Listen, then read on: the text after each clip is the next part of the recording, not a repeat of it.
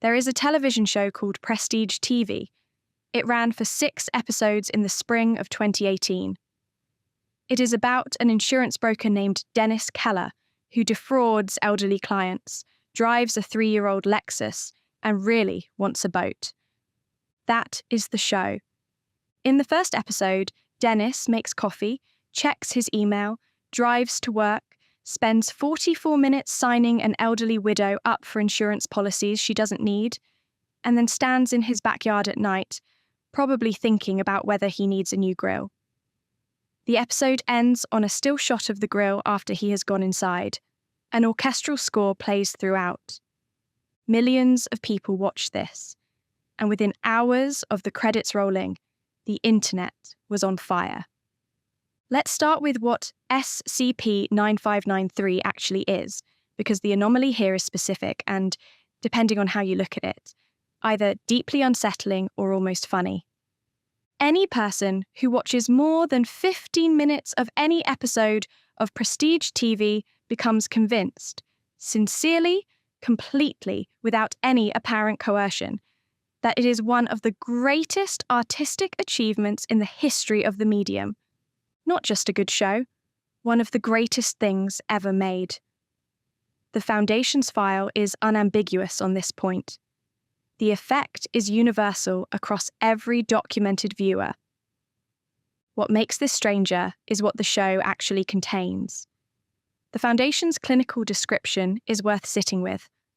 Prestige TeeVee, as documented, has no meaningful character development, no discernible thematic content, and no narrative tension. Dennis Keller does not change, he does not grow, he does not face consequences, he commits fraud in the first episode, he commits fraud in the last. In the finale, he buys a grill and flips a burger. The camera holds on his face for 3 minutes and 12 seconds. End credits roll in silence. That is the arc. That is the whole thing.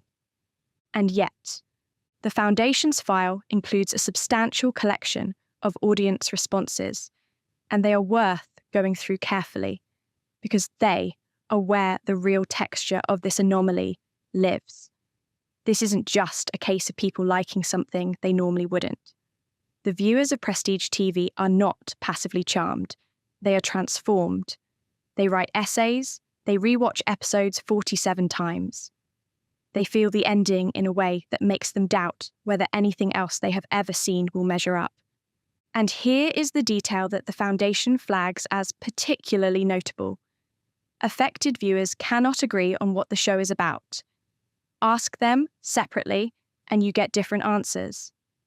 Masculinity, capitalism, grief, the American family, the quiet impossibility of wanting things. The document notes that when subjects are shown each other's interpretations, they agree that all of them are correct. This is not normal disagreement about subtext. This is something else. Every viewer finds a different show inside the same footage, and every viewer is certain their reading is the true one, and none of them are wrong. The Foundation's file does not speculate on the mechanism behind this, whether the show somehow generates meaning on contact, or whether it removes whatever filter normally stops us from projecting meaning onto empty space. The document doesn't say. We are left to guess. Let's go through the episodes, because the details matter here. Episode 1 is called Margin. The opening 12 minutes show Dennis's morning routine. Coffee, email, the drive to work on the interstate while an orchestral score builds around him. Then, 44 minutes of a one-shot conversation filmed through glass, framed like security footage, in which Dennis sits across a desk from a 71-year-old retired schoolteacher named Patricia Wall and signs her up for 3 insurance policies she will never use and does not need. The camera does not move closer. It does not editorialize. It watches from a distance, through glass, and it does not look away. The final scene is 4 minutes and 11 seconds of Dennis standing at his grill in the backyard at night. The score reaches a climax. He is, based on no dialogue, and no stated internal monologue, apparently thinking about whether the grill needs replacing. He decides it doesn't. He goes inside. The credits roll over a still shot of the grill in the dark. A post on a television forum the following morning reads, "He just wants to grill for God's sake." Another post, from an account called Elon Mudkip, runs several paragraphs and describes the episode as a masterwork, comparing it to a landmark episode of The Sopranos from the 90s. "The grill in the dark," this viewer writes, "is the best final image of any television episode in a decade. They suspect the writer understands exactly why it works and has chosen not to explain it, and that this withheld explanation is itself the argument the show is making." The Foundation's file includes this post without comment. Episode 2 introduces Phil Accardo. He is Dennis's associate. The person Dennis calls when a defrauded client becomes a problem that needs to be managed. The file notes that, throughout the series, it is implied he has the capacity for violence. In this episode, a client's son calls the brokerage asking about his mother's policies. Dennis listens. His expression does not change. He refers the matter to Accardo, and later they meet at a diner. Accardo orders a coffee he doesn't drink. Dennis orders nothing. And Phil's younger brother Tommy sits with them and eats a pre-packaged sandwich. Tommy Accardo does not speak. He does not look at Dennis or at Phil. He does not respond to anything either man says. He finishes his sandwich and walks out of frame. That is the entirety of his role in the episode, and apparently in the series. He appears in this one scene, 4 minutes long, and is never mentioned again. The Foundation's file notes that, as of the date of filing, users across various entertainment forums have made over 43,000 posts about Tommy Accardo. One of the included posts runs at length on the subject. The argument it makes is worth summarizing because it captures something real about how the anomaly works on its subjects. The post argues that Tommy's stillness is not passivity, it is a decision. That his calm in a scene involving a man who commits fraud and a man who breaks bones for hire is not ignorance, but a deliberate, long-ago settled choice about what to carry and what not to. That Dennis Keller stands at his grill, haunted by consequences he hasn't faced yet. That Phil Accardo carries violence in every scene like a held breath. And that Tommy Accardo ate a sandwich and walked out of the diner, and that this makes him the only free man in the show. 43,000 posts. About a man who eats a sandwich in silence and leaves. Episode 3 is called The Lake, and this is where the boat motif fully takes hold. The episode opens at a boat dealership. Dennis looks at a 2019 model priced at $47,000. He speaks politely with the salesman. He declines to buy it today. He takes the dealer's card. He does not tell Carol. Dennis and Carol drive to a rental property on Buckeye Lake. The drive takes 11 real-time minutes of screen time. They listen to Daryl Hall and John Oates. They briefly consider stopping at a Cracker Barrel, then don't. At the lake house, Dennis stands on the dock and looks at the water, while Carol unpacks. The orchestra reaches its most expansive arrangement in the series to date. The following morning, he watches a neighbouring family launch a boat from a nearby dock until it disappears from view. Then, he goes inside and makes coffee. On the drive home, they stop at the Cracker Barrel and discuss whether their son Ryan needs new soccer cleats. A post from a viewer notes something the episode never states outright. The dealer's card is still in his pocket. At the dock. At dinner. At Cracker Barrel while he talks about soccer cleats. The show never shows us the card again, but this viewer, and apparently many others, feel its presence in every subsequent scene. They know where it is. They argue that the writer knows they know and has chosen not to show them again, because he doesn't need to. this is a reasonable reading of a creative choice. It is also, under the circumstances, a description of a symptom. The card is not shown because the card is not there. The card means nothing because nothing in the show means anything in the way these viewers believe it does. And yet, the reading is not wrong exactly. That is the thing about this anomaly that is hardest to pin down. Episode 4 occupies 41 of its runtime minutes on a back porch. Ryan comes home from school upset. He went to his room without saying hello. Dennis knocks on his door twice. Both times, Ryan says he is fine. The second knock, the walk up the stairs, the walk down the hallway, the knock, the brief exchange, the walk back down the stairs, Dennis sitting and watching television, is 3 minutes of screen time. Eventually, Dennis brings Ryan a Coca-Cola and invites him outside. They sit in white wicker chairs. Ryan reveals he lost a video game tournament. Dennis asks whether there was a prize. There wasn't. They discuss Ryan's upcoming soccer game.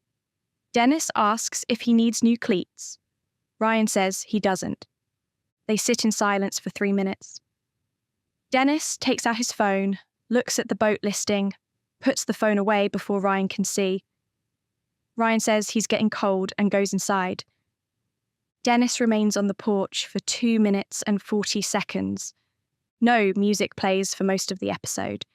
It returns for the last 30 seconds. A viewer writes, "The question about cleats isn't about cleats." Dennis can't say, "I love you," so he asks Ryan if he needs new cleats. Ryan can't say, "I'm hurting," so he says, "I'm getting cold." And then they describe the moment with the phone as the worst thing that happens in the episode. The concealment of want, a father hiding from his son that he desires anything at all. It is, objectively, a description of 4 seconds of a man looking at his phone. Episode 5. Arthur Beam, Dennis's boss, opens the Friday meeting by announcing the brokerage's strongest quarter in 6 years. He singles Dennis out by name. The meeting covers Q4 goals, a broken printer, and the upcoming Halloween party. A sign-up sheet is passed around. Patricia Wohl, the widow from episode 1, the one who has signed up for 6 unnecessary policies over 4 years without noticing because she receives a state pension, calls Dennis to say thank you and to mention that her cat has been sick but is recovering. Dennis returns to his email. Neil Kessler texts him a photo of a beagle he is considering adopting, and Dennis responds with a thumbs up. That evening, Dennis shows Carol the boat listing on his laptop. Carol looks at it for a moment and says it seems nice and that it is up to him. Then she goes back to her book. He looks at the listing a moment longer. Then he closes the laptop. The same score that played over the lake plays here. He gets up to get a glass of water and goes to bed. The forum response to this scene is not kind to Carol Keller.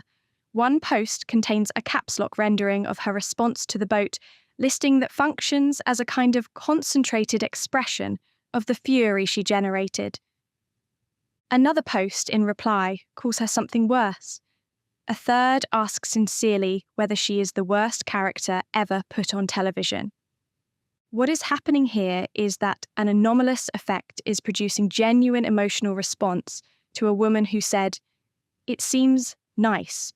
It's up to you," about a $47,000 boat on a Friday night. The viewers are furious. They are devastated. They feel Dennis's isolation in that moment as a real thing that is happening to a real person. The document records all of this without editorializing. It does not need to. Episode 6. Final episode. Dennis retrieves the Sunday newspaper. Gary waves from his driveway. Dennis waves back and glances at Gary's Weber Summit Series grill, the one worth approximately $1,400 more than Dennis's current model. He makes a brief, vaguely disgusted expression. He goes inside. 15 minutes of the episode are Dennis eating breakfast alone, then sitting with Carol and Ryan as all three scroll on their phones. An automated email arrives from the boat dealership. The 2019 Cobalt 25 SC has been sold. Dennis responds to the email, thanking them for the information. The file notes that he likely missed the do not reply address. He opens a browser and goes to the Weber website.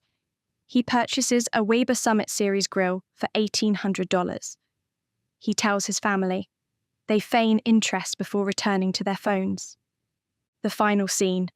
Dennis grilling in the backyard at dusk on the new grill. The score reaches its fullest final arrangement. The camera holds on his face for 3 minutes and 12 seconds. He flips a burger. End credits roll in silence over a still shot of the grill after he has gone inside. The response is ecstatic, timeless, powerful, beautiful. One viewer writes that the mind space they are in isn't adequate to accurately convey their feelings about the masterwork. Another says it was an honor watching with all of you, and asks where they are supposed to go from here. A post on a social media platform lists 4 names: Tony Soprano, Walter White, Don Draper, Dennis Keller. The implication is clear. The company he is being placed in is the company of television's great tragic anti-heroes, its most complex and morally compromised protagonists. The men who defined what prestige television could be. Dennis Keller, insurance broker, bought a grill. The Foundation's containment operation is worth understanding because it reflects how seriously they took this. The first episode aired on March 4th, 2018. The Foundation was made aware and immediately began trying to shut the broadcast down. They managed the mainstream streaming services, but viewers migrated to illegal streaming sites to catch the new episodes each week. The Foundation couldn't get ahead of it. So instead, they waited. They placed tracking pixels on 3.5 million URLs associated with illegal video streaming. The plan was to let the show finish its run, then amnesticize every viewer and scrub the internet simultaneously. This is what happened. By April 11th, 2018, 3 days after the finale, SCP-9593 was fully contained. The cast was interviewed. None of them had any memory of filming the show. 2 copies of Prestige TeeVee are now stored at an undisclosed Foundation site. Researchers who want to view them must score in the 93rd percentile or above on memetic resistance testing. Every forum post, every review, every tweet has been deleted. The 43,000 posts about Tommy Accardo are gone. The grill essays, the boat threads, the Carol discourse, all of it removed. The internet no longer knows this show existed, which brings us to Daniel enforcement. The Foundation's file is direct about this. There is no record of Daniel enforcement existing before or after the airing of SCP-9593. No birth record, no prior work, no trace of him in any database before the show premiered, and no trace after it ended. The current leading hypothesis is that he was an artificial biological vessel, created to give the show's production a human face, a name to put in the credits, a person for journalists to interview. He gave several interviews during the show's run. The Foundation's file includes an excerpt from the last one, conducted by a magazine reporter on April 9th, 2018, 1 day after the finale aired. The interview is something. Enforcement describes Dennis as a person to whom many humans, like me, find relatable. When asked about Kyle Chandler, he says Kyle Chandler has a face and that it holds the camera. When the interviewer raises the possibility of award nominations and mentions the name Emmy, enforcement asks what that means, and then, based on some apparent misunderstanding of the word, suggests that a handsome man like Kyle Chandler would appreciate procreating with her. When the interviewer tries to dig into the boat motif, the creative decision behind it, the thematic weight that millions of viewers have attributed to Dennis's unspoken longing, enforcement stops them. Dennis wanted the boat. The boat was $47,000. He had the money. When the interviewer pushes for the metaphorical reading, enforcement pushes back. Dennis wanted the boat. Someone else bought the boat. He got the grill. The grill is good also. The interviewer says, "You think it's resolved?" Enforcement pauses for a long time before answering. Dennis is grilling. The episode is over. Yes. Then the interviewer mentions that the viewers are still watching, still thinking about it, re-watching and analysing in real time. There is a very long pause. Then, good. That is good. They should keep doing that. The interviewer asks why. Totleighsoft thanks you for your continued engagement with the Dennis Keller property. Dennis got the grill. Totleighsoft is satisfied with all of these outcomes. The call ends there. There is a company called Totleighsoft referenced in the Foundation's file. It is listed as the producer of the show through its entertainment division. The file cross-references it as the entity responsible for enforcement's creation. That is the extent of what the document says about them. It does not explain what Totleighsoft is, what it wants, or why it made this show. We do not know why an entity capable of manufacturing human beings and producing anomalous media chose to make a drama about an insurance broker in Columbus, Ohio, who never buys a boat. The document does not speculate on this. Neither will I.